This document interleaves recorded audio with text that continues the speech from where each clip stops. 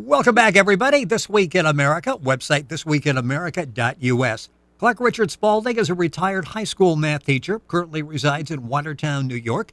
He conducts New Age book discussions and watches television church services and sermons.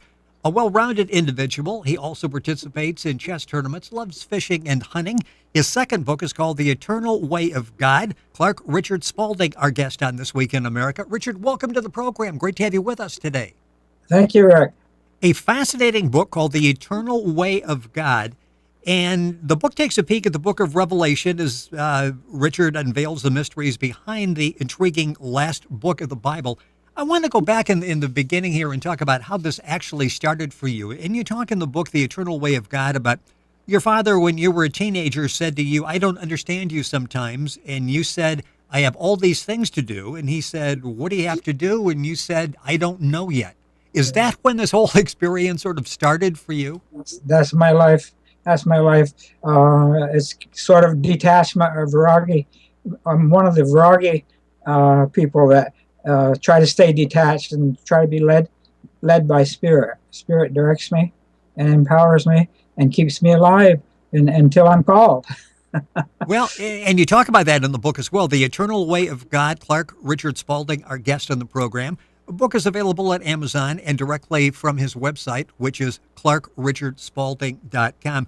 When you talk about the book of Revelation, that's not without some controversy. There are pastors that talk about souls are destined for eternal heaven or hell after one lifetime on earth. Let's put that in perspective, and let's talk about the book of Revelation and why it's so controversial. Well, it seems that we're dealing with an eternal God, all powerful, all knowing, all present, and a soul which is kind of dependent on God, also is eternal. And to think it's going to have a final judgment after one lifetime is looking at the physical rather than the spiritual. It's not really the spiritual reality of it. Actually, we all have lived many lifetimes. Most people don't remember. I do. I have awareness of most of my lifetimes at this point. Now, And how do you get that awareness? Was that you by talked asking, I ask Spirit. Spirit informs me. Oh, it's that simple, because some talk about, hypnosis, and they're able to regress and figure out this whole process of reincarnation. But you didn't do it that way. No, my system. It's a gift of Spirit. You have to ask in order to get, and that I have developed over time. I've developed the ability to ask and to get answers to most of my questions. Not always instantaneously, but as soon as I relax a little bit, then I know the answer to whatever I ask for. And I have met all kinds of people that I have known in the past, and they have recognized me, and I have recognized them. Would you like an example? Yes, please give me one. Okay, I was teaching at Case Junior High School, and our superintendent of schools, Henry Case, announced to the entire faculty that the first 4 presidents of the United States were all working in the Watertown school system. So everybody was looking around saying, who's who? Well, turns out we were working right next to each other in the same school at Case Junior. George Washington, I was Thomas Jefferson, John Adams, James Madison, and we all recognized each other. And that wasn't the last lifetime, but from one of our lifetimes. I have had many lifetimes. And but this was one that was significant in that the whole faculty knew about it, and that we all recognized each other, and so it kind of helped reinforce the idea of reincarnation. Well, yes, our guest on This Week in America is Clark Richard Spaulding. His book is called The Eternal Way of God. The book is available all across the country, available at his website, which is clarkrichandspaulding.com. And, of course, you can go to our website, thisweekinamerica.us, and get a direct link and get information on the book and how to get the book. You're talking about some of the teachers and sharing the stories with reincarnation. You also talk about your family and some interesting stories of reincarnation with the family. My dad was a little bit skeptic about reincarnation. He'd read a lot of skepticism, but before he died, we had written down what his next name was going to be, and that we knew that his dad was going to leave him. And my son Rick was in on it, and I didn't know exactly where he was going to be, but Rick found him at about he was about like 4 years old and having a hard time, and Rick kind of adopted the family. He and my mother, who's a boy now, he adopted the family. My dad is now graduated from Brown University. Wow. And has been very successful, and so is my mother, who's a boy. And I also have found my mentor. My mentor is Paul Twitchell, and he's a young girl right now. So things change. I know my mentor better now than I did when he was working. He wrote around 30 books or so that he published, plus another 10 or 20 books, and I knew him mostly through his writings. But he was able to pop in and pop out once in a while and talk to me, and I knew he was a friend of mine. And when I visited the different heavens in my retreat, it overwhelms you. I didn't understand, but he had written about his journeys into the heavens, and he was able to clarify my mind on what I had seen and what had been spoken to me.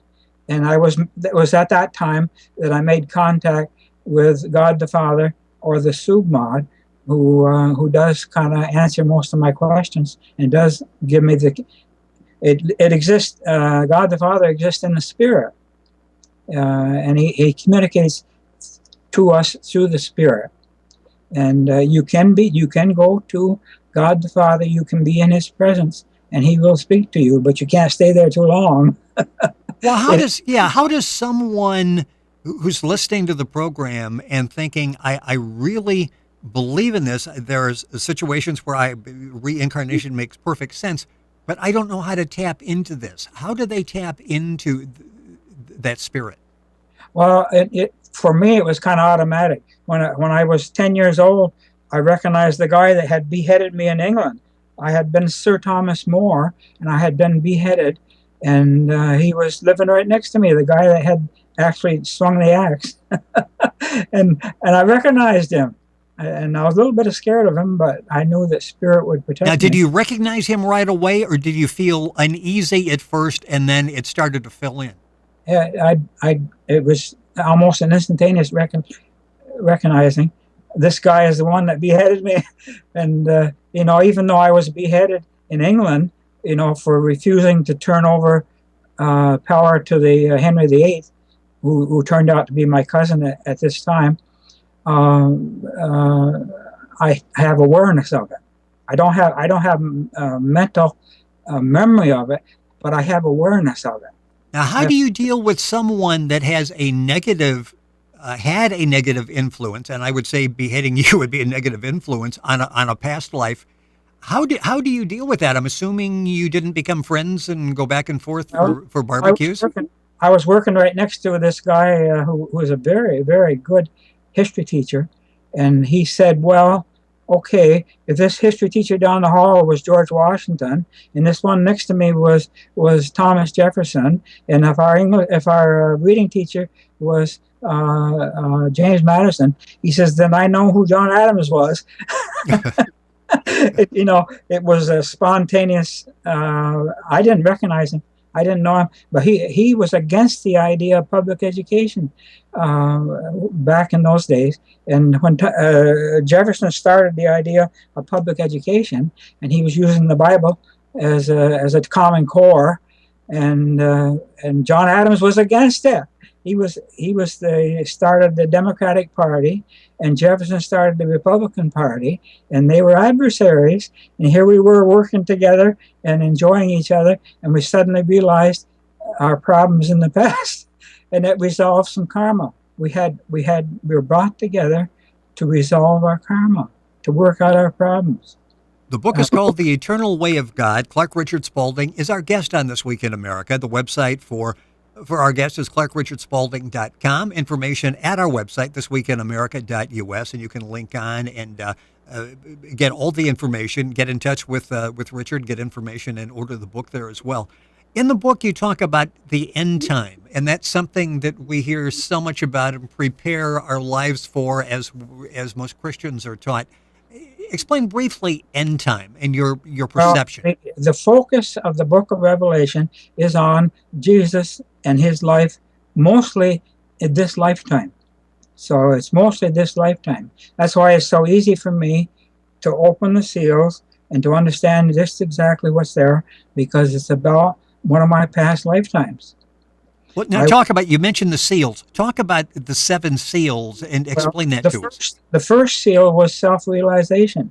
And it took me a while to be real comfortable with opening the first seal. I did open it, but it was self-realization. The second seal was about Noah. Noah, he had been, his last 3 lifetimes, he had been Napoleon Bonaparte, Ulysses Grant, and George Patton, his last 3 lifetimes. He had the ability to lead people into war, and yet he hated blood. he never liked blood, and he never liked gore and all that, and yet he had that fantastic ability to be a fantastic general. I call him the second seal, and he knows before he died, which was just recently, he has reincarnated again, and his name is Noah, and he's about 4 years old right now, and I know where he is.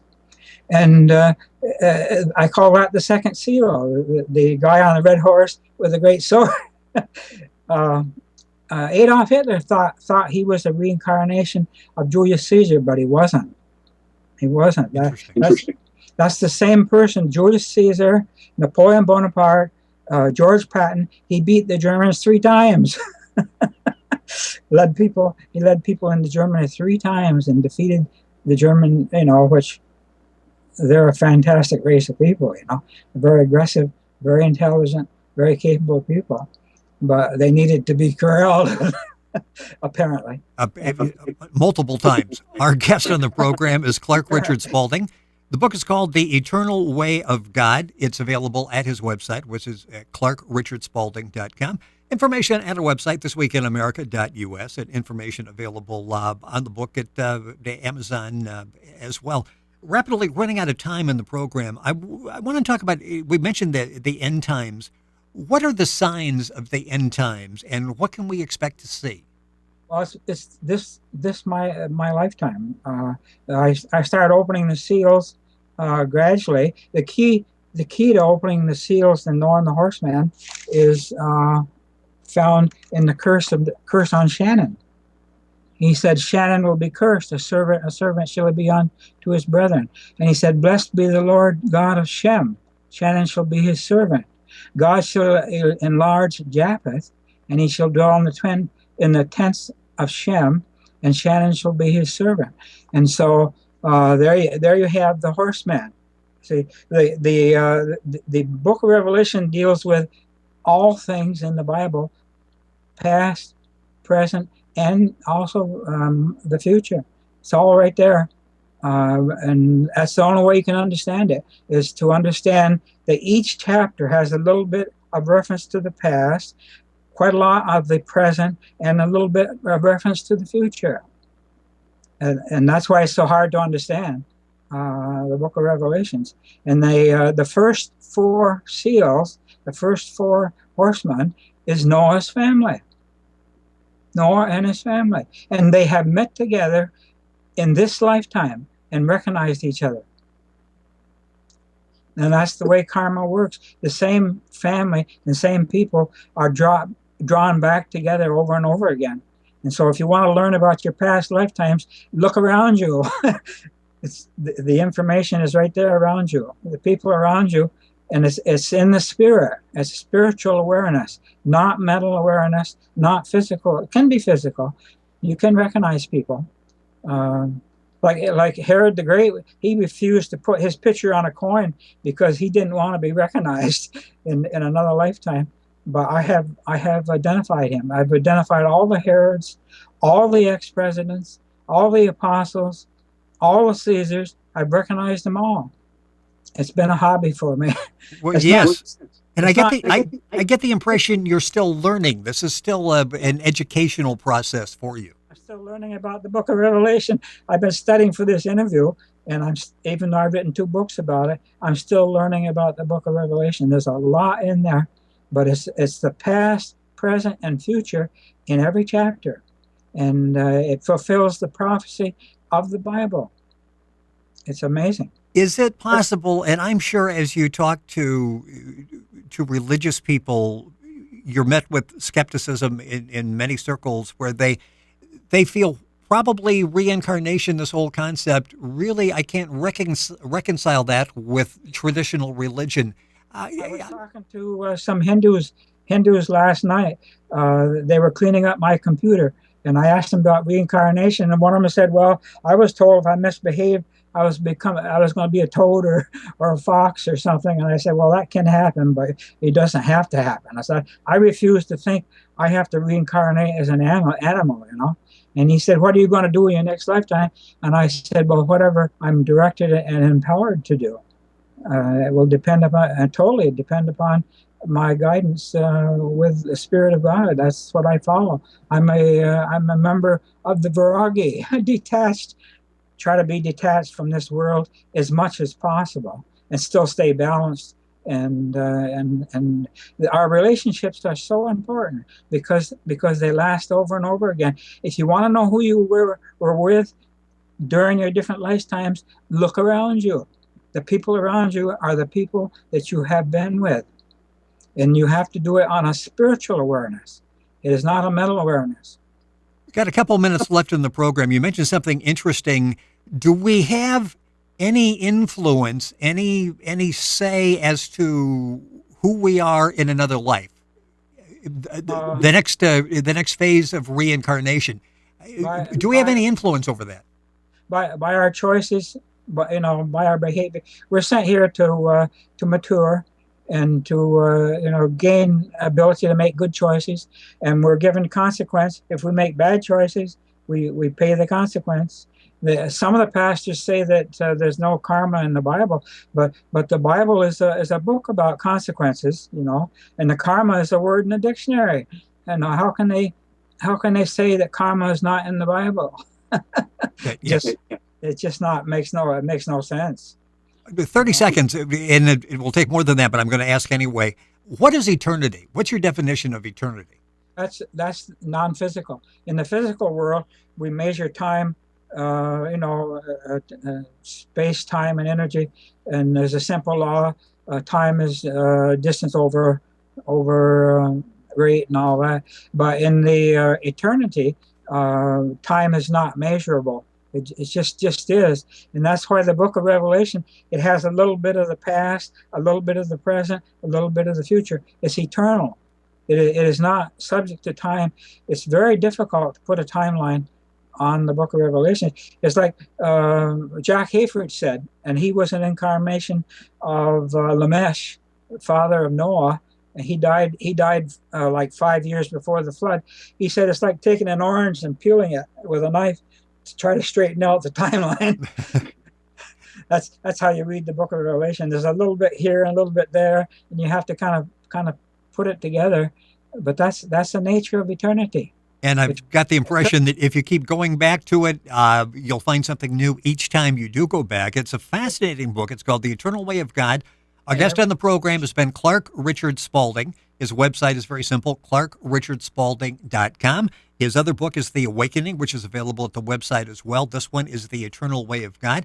You can go to our website, thisweekinamerica.us, and a direct link there to link on to Richard's website and get all the information on the book. Richard, fascinating discussion. Thank you so much for joining us on the program. It's been a pleasure. I got a lot more I could say here, but I know we've got time limitations. We're living in this world of time. Yes, at some point, reincarnated or not, we'll come back and we'll do it again and maybe have a little bit more time to talk about it. Thank you for joining us on the program. Thank you. Idea that we'll meet again. I certainly hope so. You're listening to This Week in America, and our website is thisweekinamerica.us.